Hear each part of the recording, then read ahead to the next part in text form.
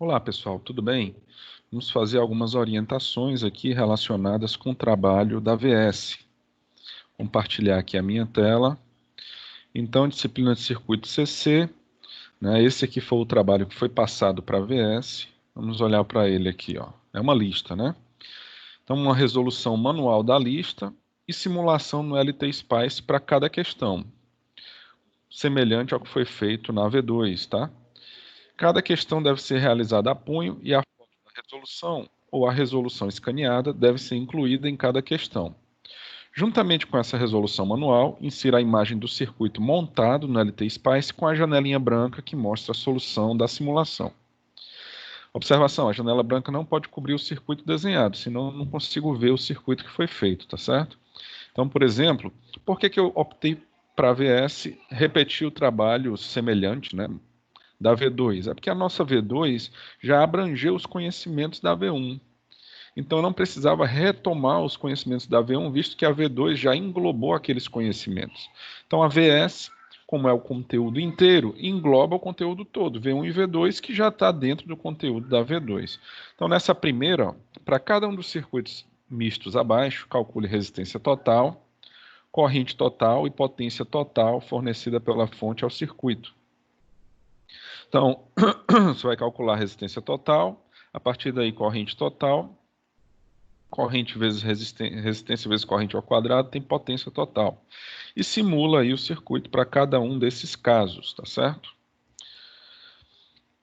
Segunda, para o circuito abaixo, que tem uma chave seletora, então a chave aqui, ó, ela pode ligar aqui no ponto V2, aqui no ponto V1 ou no ponto V3.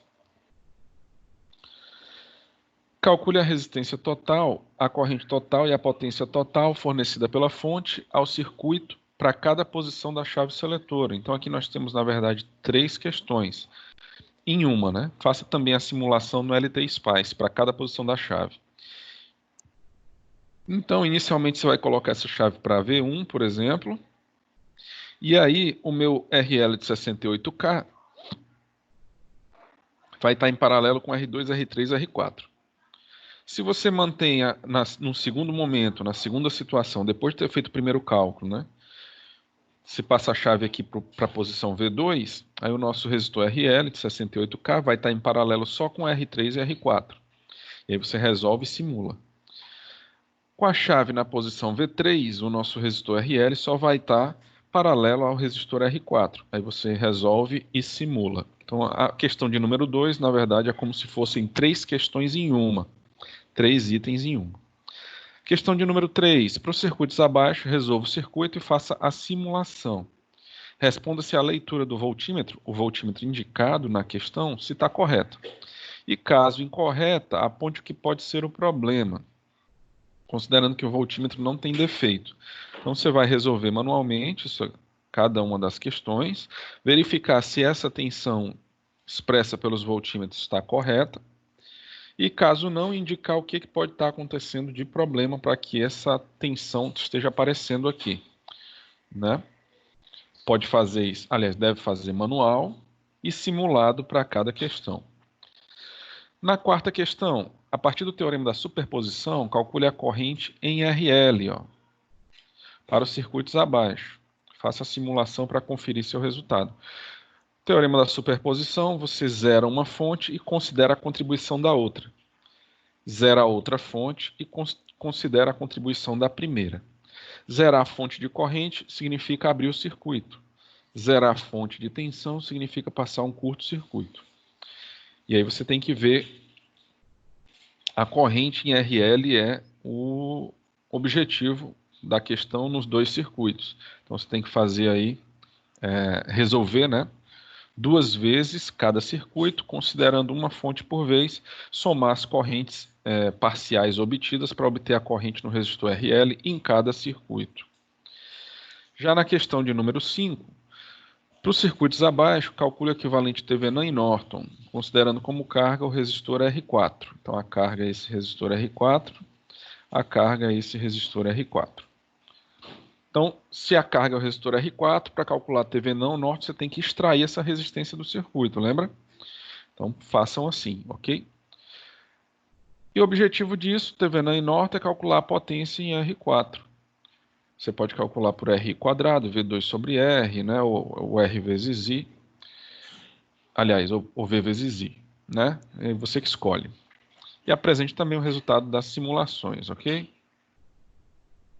Você pode fazer só o TVNAM e converter o TVNAM para Norton, ou fazer só o Norton e converter o Norton para TVNAM, sem problemas. Se você não quiser fazer os dois, né? E aí você faria só o TVNAM, por exemplo, aqui, e converteria para Norton, e só o Norton aqui, por exemplo, converteria para TVNAM. Então você só tem que fazer, na verdade, um dos equivalentes, porque o outro sai automático pela conversão de fontes, né? Questão de número 6. Calcule o valor RL apropriado em cada circuito para a máxima transferência de potência. Então você vai ter que dizer o valor do RL, né? Calcular a potência nesse valor de RL que você vai dizer qual é e ver se bate com o resultado da simulação. Então, aqui você precisa, antes de calcular, para poder aplicar o teorema da máxima transferência de potência, você tem que fazer o TVNAM ou Norton do circuito antes, ok? Questão de número 7. É uma questão de método de nós e malhas, então você escolhe qual método você deseja, e aí ele quer as tensões no ponto A, B e C. Ok? Então escolha o método que você achar mais adequado. Na oitava, já é uma questão de Ampiop.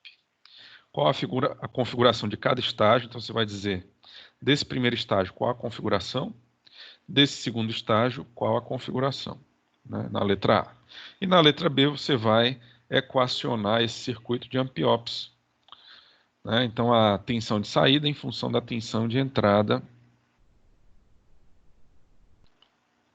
em função da tensão de entrada. Chame de VA. Então a tensão de entrada é a tensão nesse ponto bem aqui, e você vai chamar de VA, ok? Na nona, também circuitos com Amphiops. O circuito deve ser projetado para que a tensão de saída cumpra essa necessidade. Ó, V0 é 5 VS1 menos 2 VS2. O engenheiro de projeto deve escolher uma das configurações abaixo, circuito 1 ou 2. Qual deveria escolher? E qual a saída se VS1 é igual a 2 e VS2 é igual a 5? Então, realize a simulação para esses valores de tensão de entrada, VS1, 2, VS2, 5. E aqui você vai tomar uma decisão de engenharia, né? Vai escolher qual a configuração é mais adequada para cumprir essa função de V0 é 5 VS1 menos 2 VS2. Na questão de número 10, um circuito deve ser projetado para que a tensão de saída seja 4 volts. O engenheiro de projeto deve escolher uma das duas também, você vai ter que dizer, né? Circuito 1 ou 2, para que a saída seja 4 volts. Escolha aí, diga qual é a sua opção e faça a simulação. Então essas são as orientações para o trabalho da AVS, ok? Então, basta resolver. Aqui, ó, é só um resuminho dos tipos de circuito amplificadores principais, né, e seus ganhos, tá bom? Se você achar que é útil, pode usar, se não, use apenas o que a gente usou realmente nas nossas aulas, ok? Então, vamos ficar por aqui. E bom trabalho de VS.